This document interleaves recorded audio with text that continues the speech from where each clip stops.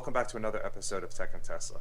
Today we're going to do something that should have been provided, or the car should have come with it already, but it's the automatic Frunk opener. So it's a powered Frunk opener. So with the app or a tap of a button on the screen, the Frunk is going to come completely open as opposed to just a little pop that it does.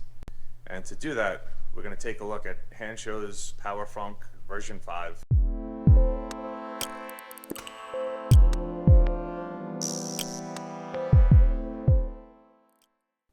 Like I said, here it is from Hansshow. It's the Power Frunk. So it also comes with, well, it doesn't come with it, but I added on an LED light. So that'll go in the Frunk as well. It should light up blue, I believe.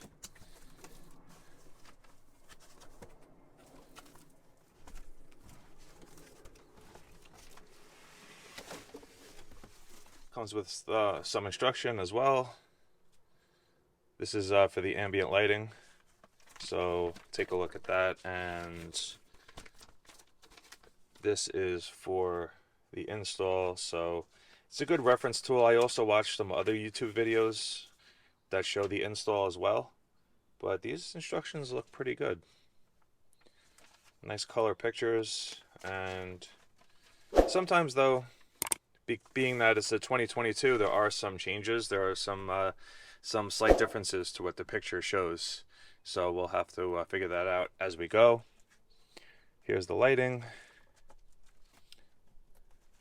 Here's the motor.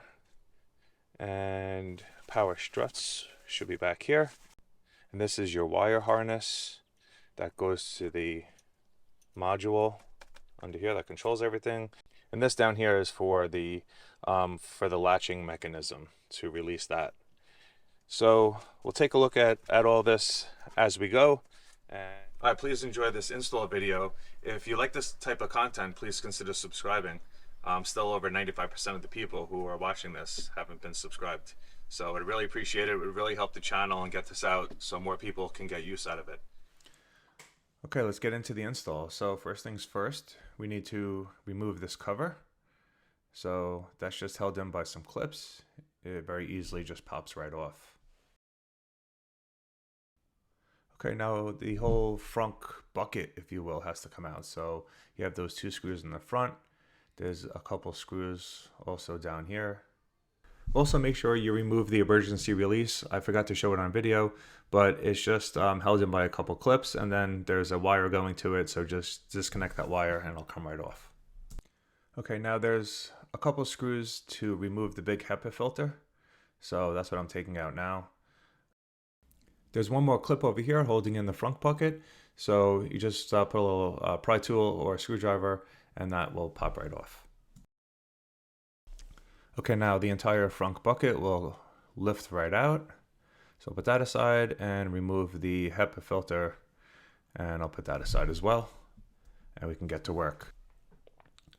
Okay, so this locking mechanism, that's gonna have to come out. And then, but first we're going to tackle the struts. So very hard to see on camera, but way down in there, there's one of the strut bolts, and then there's another one way down in there. Okay, so I'm tackling the passenger side first. So down in here, the strut is being held on by a bracket, and the whole bracket needs to come out. So you can either pop the strut, get it out of the way, or I was able to get a ratchet in there and remove the actual bolt while it was still attached.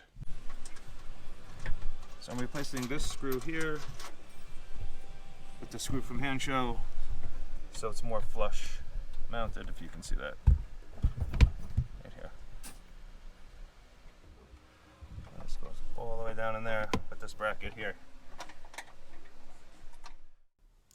I didn't catch it on video, but the top of the struts pop off very easily. It's just a little screwdriver inserted into the top, and you pry back the little clip that's on there, and the strut just pops out. The driver's side proved to be much more difficult to get your hand in there because you have to do it pretty much one-handed. So I inserted a rag in there just to catch in case I dropped any of the parts. Now I'm installing the strut from Hansshow. So you want to insert it in the way that the wire is coming off at the bottom of the strut. Just feed it through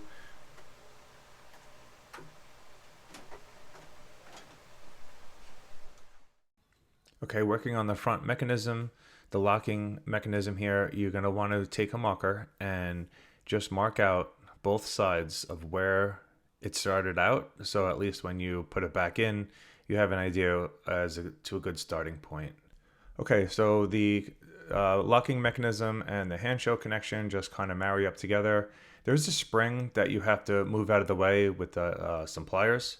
So once you move that out of the way, you just marry them up and you'll see where the connection goes. It only kind of all fits together one way. So you can kind of figure that out. And once you get it connected, then you move the spring back into place. This may look a little overwhelming, so there's a lot of wires here. Just that gray connection, the big connection goes to the control unit, and you have 2 wires that go to the one strut, 2 wires to the other strut. So just kind of lay everything out as to where the wires are going to go, and then you'll see which wires will go towards the front. Okay, so I'm attaching 2 wires to the passenger side strut over here. You just clip right in, and then the 2 wires to the driver's side.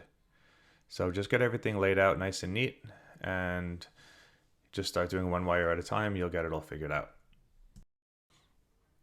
Okay, they have the ground wire here, so you can go to any bolt that's attached to the chassis of the car, but there's one right here, so this is the one I decided to use, and just to loosen it a little bit and slip it underneath. Okay, so the other connection is over here that you have to do. Remove the Tesla connection, put the Hansshow one in, and then the other side of the Hansshow one will go back to the control unit. Okay, now here is the connection for the positive terminal. So on the new cars, you just have a bolt sticking straight out with the red cover on it. So you just remove that cover. There's a bolt that comes with the unit, but I also already had one on there from when I did the center screen from Hansshow. So I just loosened up that bolt and slipped in the positive connection.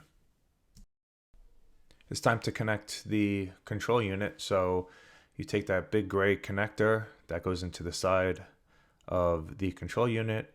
You're just going to push it in, and then there's like a little bit of a lever that kind of will lock it into place.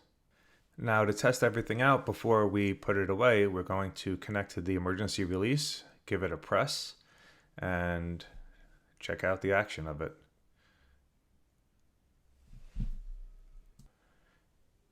So just checking for gaps. The right side is a little bit tighter and it didn't come down flush in the front. So you just have to play with the locking mechanism. You got to move it over a little bit, and you can also move it up and down. So you can also open it from the app. So you can press Frunk open there, or you can open it from the screen on the inside. So either way will open it. Adjusting the locking mechanism is a little bit of trial and error. So you have your starting point of where to put it because of the lines that we drew. But then you're just going to move it a little bit to either side and check how things line up. And you may have to do this 3 or 4 times like I did. One final check that you also want to do is to go inside the car and press the screen and make sure that the front open works from there as well. And as you can see, it does. Now I mounted the control unit towards the front of the car, so kind of like under the bumper. It's kind of protected under there, and there's some double-sided tape. I ran the wires left and right. I used a lot of zip ties to make everything nice and neat. Just leave enough slack for the wire going to the positive terminal of the battery. And then when you put your frunk bucket in, also make sure that the emergency release connection is coming through, so you can grab that as well. Ended up taking it back out because it was easier to put the Hepa filter in first.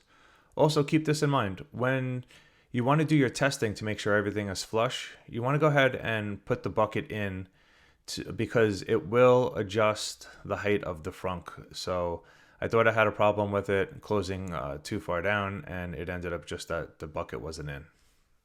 So make sure you do the testing with the bucket in and then give it a shot, and then you'll see it'll close nice and flush after you make all your adjustments.